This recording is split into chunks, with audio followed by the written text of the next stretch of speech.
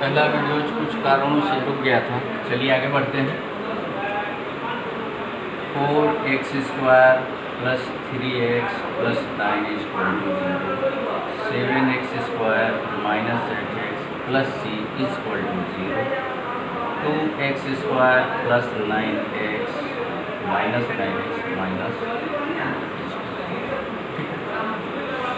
यहाँ पे हम देख रहे हैं कि x² का गुणांक यहाँ पर a होगा। x² का गुणांक a होगा, या ऐसा कह दें कि x² के बगल में जितने भी पद हैं वो सब a आएंगे, उसका वो a का वैल्यू होगा, है ना। जैसा कहने का मतलब है x² के बगल में कितना है 4 है। ये आपका जो है x² के बगल में क्या है a है, यहाँ x² के बगल में क्या है 4 है, तो यहाँ पे x² के बगल में a है तो ये a का मान होगा। ये सब जितने भी x² के बगल में जितने भी पद हैं सब जो है आपका a का मान, जैसे 1 y 15 1 6 3 y z x² minus a b c x minus 10 d e f = 0। ठीक, x² का गुणांक यहाँ पे a है, यानी x² के बगल में जो वैल्यू होगा सब a का वैल्यू होगा। जैसे यहाँ पे x² के बगल में 4 है तो ये आपका a का वैल्यू है। यहाँ पे x² का गुणांक 7 है तो a का मान 7 होगा। x² का गुणांक 2 है, a का मान 2 होगा। x² का गुणांक ये टोटल है, ये टोटल आपका इसका वैल्यू होगा तो a का वैल्यू होगा। ठीक है, यहाँ x का गुणांक क्या है प्लस b है, ये प्लस b चिन्ह को साथ लेके चलेंगे, चिन्ह को नहीं छोड़ना है, क्योंकि अगर आप चिन्ह को छोड़ देते हैं तो फिर आपका जो है मिस्टेक हो जाएगा बनाते समय। तो x का गुणांक क्या है प्लस b है, तो यहाँ हम देखते हैं x का गुणांक प्लस b, ये प्लस b है, ये आपका प्लस का मान हो, ये b का मान हो गया +3, यहाँ पे b का मान कितना हो गया -8, यहाँ पे b का मान कितना हो गया -9, और यहाँ पे b का मान कितना हो गया, x को हटा के x को छोड़कर जितना भी है सब b का वैल्यू होता है, तो x का वैल्यू हो जाएगा कितना -abc हो जाएगा। ठीक है, उसके बाद ये फाइनल ये टोटल जो वैल्यू होता है ये लास्ट में c है, तो ये लास्ट में जो भी आएगा वैल्यू है सब c का वैल्यू होगा। ये 9 हो गया c का वैल्यू, 6 हो गया c का वैल्यू, -15 हो गया c का मान, और यहाँ पे c का मान कितना हो जाएगा -10 d e f। ठीक है, तो आप लोग a b c समझ गए होंगे। तो कुछ फॉर्मूला जिसे बता देते हैं इसके आगे। जैसे हमने बताया इसके मूल कितने होते हैं, यानी मूल या मान को कहा जाता है 2 होता है, जिसमें एक अल्फा और एक बीटा माना जाता है। तो मूलों का जोड़, जिसको अल्फा प्लस बीटा भी कह सकते हैं, मूलों का जोड़ होता है -b/a, और मूलों का गुणनफल होता है c/a। ठीक है, तो आइए देखते हैं कि इसका यूज़ कैसे होता है। ठीक है, कोई आपको इक्वेशन दे देगा 3x² - 7x + 6, चलिए पहले प्लस रहता है =0, कहेगा कि आप मूलों का जोड़ और मूलों का गुणनफल निकालिए। ठीक है, तो मूलों का जोड़ में आप यहाँ से यहाँ तक लिख सकते हैं या केवल इसको भी लिख सकते हैं। ठीक है, आप मूलों का गुणनफल में यहाँ से यहाँ लिख सकते हैं, या सिर्फ आप ऐसे भी अल्फा × बीटा को करके लिख सकते हैं। ठीक है, तो चलिए हम केवल लिखते हैं मूलों का जोड़ अल्फा प्लस बीटा। कहेगा क्वेश्चन में कि आप मूलों का जोड़ या मूलों का गुणनफल निकालें। तो चलिए हम मूलों का जोड़ और मूलों का गुणनफल निकालते हैं। तो मूलों का जोड़ के लिए फॉर्मूला क्या होता है -b/a। ठीक है, तो अब आपको बताया है कि x, इसको कंपेरिजन, इस समीकरण द्विघात समीकरण को किससे कंपेरिजन करना है, ax² + bx + c = 0, इससे कंपेरिजन करना है। जैसे कि अभी हमने बताया कि x² के बगल में a है, x² के बगल में a, x के बगल में b, x के बगल में b, ये टोटली आपका क्या हो जाएगा c हो जाएगा। तो -b/a, तो ये माइनस किससे, फॉर्मूले से माइनस है, तो माइनस आपको लिखना ही पड़ेगा। b का मान कितना यहाँ पे है 7 है, 7 लिख दिए। a का मान तो ये है, a का मान ये हो गया। अल्फा × बीटा कितना होता है c/a, तो c का वैल्यू कितना है 6 है, और a का वैल्यू कितना है 3 है। तो ये ऐसे आएगा। ठीक है, एक और देख लीजिए माइनस वाला, 3x² माइनस 7x माइनस 9 = 0। मूलों का जोड़ हो गया -b/a और मूलों का गुणनफल हो गया c/a। तो -b/a, तो ये माइनस आपका फॉर्मूले से b का मान कितना है, तो हमने बताया था कि आपको चिन्ह को भी साथ रखना है, तो -7 है। माइनस क्या है, 7 है, और a बटे में 3, यानी माइनस माइनस क्या हो जाएगा, +7/3 हो गया। और अल्फा इंटू बीटा होता है c/a। c का मान कितना यहाँ है, -9, a का मान कितना है 3, ठीक है। तो ये हो गया -9/3। तो ये एग्जाम्पल के साथ आप समझ गए होंगे कि इस फॉर्मूले का यूज आपको कैसे करना है, ठीक है। और एक द्विघात फॉर्मूला जो डायरेक्ट आप उसका मूल निकाल सकते हैं, है ना, तो वो है x = -b। चलिए उससे पहले हम आपको d बता देते हैं। अगला फॉर्मूला है d = b² - 4ac। अब ये नया फॉर्मूला d कहाँ से आ गया, तो d क्या है, ये a b c सब यही है जो आपने देखा है फॉर्मूले में, a b c सब ये वही है। d क्या है, तो d को हम कहते हैं विवेचक या विविधकर, या इंग्लिश में बोलिए तो इंग्लिश में बोला जाता है इसको डिस्क्रिमिनांट, ठीक है, डिस्क्रिमिनांट, ठीक है। तो d क्या करता है, d यानी d = b² - 4ac। इसका काम क्या है, ये हमको बताता है जो हमारा वैल्यू है, मूल है, वास्तविक है, काल्पनिक है, क्या है। तो इसके लिए भी फॉर्मूले हैं कुछ और इसमें आगे आएगा कि यदि d बड़ा 0, d बड़ा 0, इसका मतलब है d का मान हम निकालेंगे, तो अगर d का मान बड़ा होगा 0 से, ठीक है, या इसके लिए एग्जाम्पल पहले समझ लीजिए। चलिए, एक समीकरण है 3x² + 9x + c, ठीक, कहेगा कि इसका विवेचक निकाले। इसका क्या निकाले, विवेचक निकाले या विविधकर निकाले, जो भी निकाले। तो सबसे पहले हम क्या करेंगे, d निकालेंगे। d बराबर होता है b² - 4ac, ठीक है।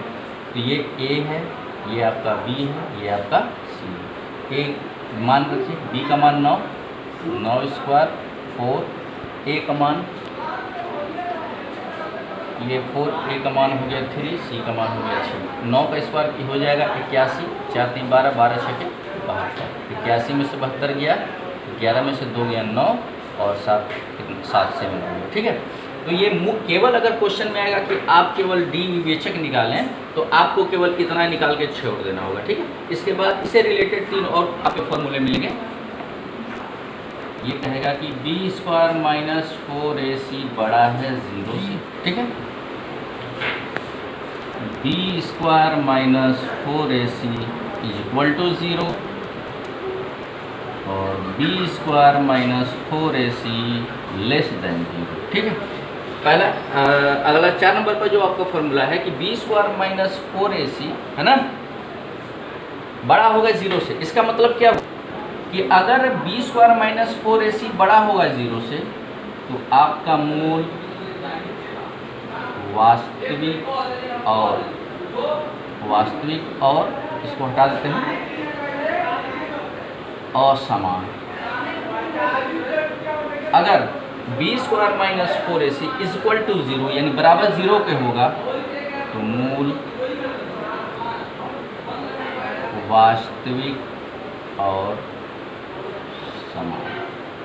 अगर b² - 4ac << 0 यानी 0 से छोटा होगा, तो मूल काल्पनिक होगा, ठीक है। इसका एग्जाम्पल भी आपको बता देते हैं कि सवाल में क्या होगा। जैसे हो गया 3x² + 2x + 5। आपको क्वेश्चन आएगा कि आप बताइए कि इस समीकरण के मूलों की प्रकृति बताएं, मूलों की प्रकृति बताएं। तो जब भी क्वेश्चन आएगा कि मूलों की प्रकृति बताने के बारे में, तो सबसे पहले आपको d निकालना है। क्या निकालना है, d निकालने के बाद जो वैल्यू आएगा, उस वैल्यू से ही हम उस वैल्यू को देखकर हम बता सकते हैं कि उसकी प्रकृति क्या होगी। तो चलिए वैल्यू देखते हैं। d = b² - 4ac। b का मान कितना हो गया है 2, 4, ए का मान कितना हो गया 3, सी का मान कितना हो गया 5, 2 का स्क्वायर हो गया 4, 4 3 12 5 60, 4 में से 60 जाएगा कितना हो जाएगा -4। वैल्यू डी का मान कितना हो गया माइनस। हमने इन तीनों में से देखिए सबसे लास्ट में मूल काल्पनिक होगा कब, जब b² - 4ac क्या होगा 0 से छोटा होगा। तो निगेटिव मान क्या बता रहा है कि ये वैल्यू 0 से क्या है छोटा है, तो ये आपका मूल क्या होगा काल्पनिक होगा। क्या होगा काल्पनिक। दूसरा एग्जाम्पल देखते हैं 3x² - 11x + 4 = 0। इसका भी डी निकालते हैं तो हो जाएगा b² - 4ac। b का मान कितना है -11, 4, a का मान 3, c का मान 4। तो 11 का स्क्वायर, चूँकि देखिए जब अगर ब्रैकेट में जितने भी वैल्यू होते हैं अगर उस पर स्क्वायर है तो सबका स्क्वायर होता है। जैसे माइनस है तो माइनस का भी स्क्वायर, माइनस का स्क्वायर प्लस हो गया, प्लस तो लिखा नहीं जाता है।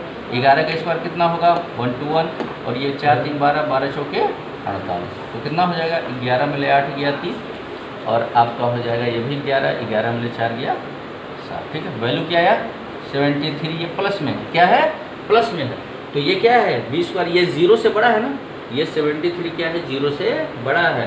तो जब 0 से बड़ा होता है तो इसकी प्रकृति क्या होगी कि मूल वास्तविक और क्या होगा असमान। क्या होगा असमान, ये इसकी प्रकृति मतलब ये है। तो अगर जब भी आपके ये क्वेश्चन में आए कि हाँ आप मूलों की प्रकृति बताएं, तो सबसे पहले आप डी निकालिए, और डी निकालने के बाद अब आपको जो वैल्यू आएगा उस वैल्यू को आपको देखकर बताना है कि आपको इन तीनों में से वो क्या है, मूल वास्तविक और असमान है कि मूल वास्तविक और समान है कि मूल क्या है काल्पनिक है। ठीक है, और एक और इसमें इससे रिलेटेड क्वेश्चन आता है b² - 4ac बड़ा या बराबर 0। ठीक, केवल वास्तविक मान के लिए, ये वास्तविक मान के लिए। ठीक है, अब ये कैसे किया इसके बारे में इससे रिलेटेड क्वेश्चन आता है। कहने का मतलब ये है कि अगर d का मान आ गया 6 तो आप समझ गए कि ये बड़ा है वास्तविक और असमान है। अगर d का मान आ गया 0 तो आप समझ जाएंगे कि हाँ ये दूसरा है आपका 5 नंबर का ये सूत्र फॉर्मूला है, इसका मतलब ये वास्तविक और समान होगा। ठीक है, तो आप इसमें एक चीज़ कॉमन पाइएगा, ये वास्तविक और वास्तविक दोनों में क्या है वास्तविक जुड़ा हुआ है, और असमान और समान से ही हम बता सकते हैं कि ये आपका जो है 4 नंबर का फॉर्मूला पे ये है कि 5 नंबर पे। लेकिन क्वेश्चन में अगर केवल दे दे वास्तविक, क्या दे दे केवल वास्तविक, ठीक है, समान असमान न दे, तो आप क्या बताइएगा, ये इसके बारे में कहिएगा कि b² बड़ा 0 रहेगा कि बराबर 0 रहेगा। ठीक है, केवल वास्तविक देगा। अगर समान असमान कहेगा तो हम पहचान लेंगे। ठीक है, कि अगर असमान कहेगा तो हम समझ जाएंगे कि d का वैल्यू 0 से बड़ा है, समान देगा तो हम समझ जाएंगे कि d का वैल्यू क्या है 0 के बराबर है। लेकिन अगर दे देगा कि केवल इसके मूल वास्तविक है, क्या है केवल मूल वास्तविक है, तो अब क्या किया जाए, तो उसके लिए क्या किया गया है कि दोनों को मिक्स कर दिया गया है। ठीक है, ये d बड़ा 0 रहेगा तब भी वास्तविक, d बराबर 0 रहेगा तब भी वास्तविक। अब दोनों को मिक्स करके एक फॉर्मूला नया बना रहा है कि d बड़ा या बराबर 0। ठीक है, तब इसमें आपको समान असमान नहीं बोलना है, केवल क्या बोलना है, केवल वास्तविक बोलना है। ठीक है, केवल वास्तविक। इससे रिलेटेड क्वेश्चन कैसे आते हैं, ऐसे आता है। एग्जाम्पल देख लीजिए, p के किस मान के लिए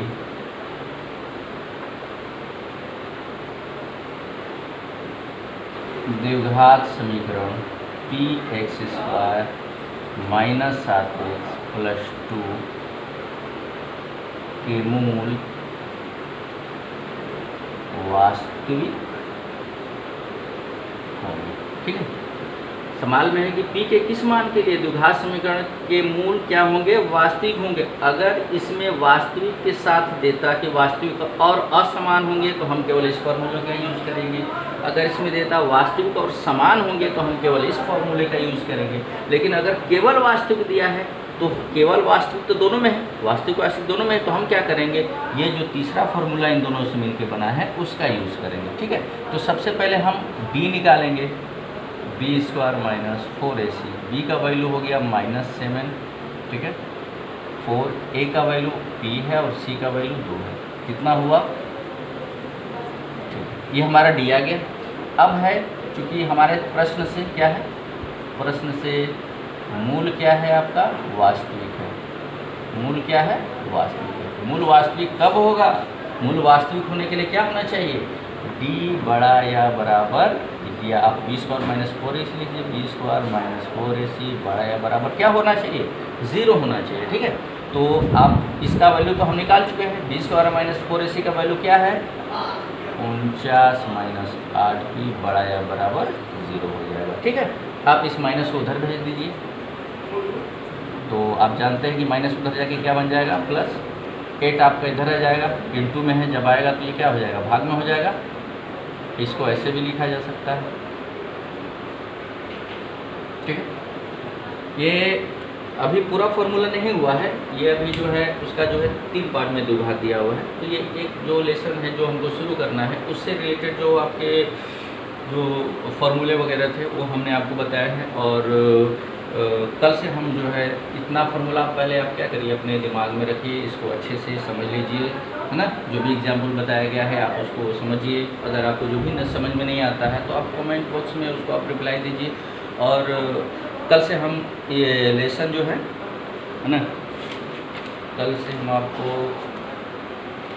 ये जो पहला लेसन है 3A लेसन जो है, यहाँ से हम आपको शुरू करेंगे। जो भी क्वेश्चन जहाँ तक चले, धीरे धीरे हम लोग ऐसे ही अपनी तैयारी को कंटिन्यू रखते चलेंगे। और जितने भी बच्चे एक्टिव नहीं हैं, उनसे जो बच्चे एक्टिव है वो बोल दीजिए कि आप लोग को ये सिलेबस स्टार्ट हो गया है, आप उनको ऐड कर लीजिए। और जितने लोग इस वीडियो को देखें, कमेंट बॉक्स में अपना नाम जरूर रखें, ताकि हमको पता चले कि कितने लोगों ने इस वीडियो को देखा, है ना। और जो भी चीज़ समझ में ना आए आप कमेंट बॉक्स में डाल दीजिएगा, वो चीज़ हम आपको एक्सप्लेन करके बता देंगे, ठीक है। आज के लिए इतना ही, फिर कल मिलते हैं। Thank you.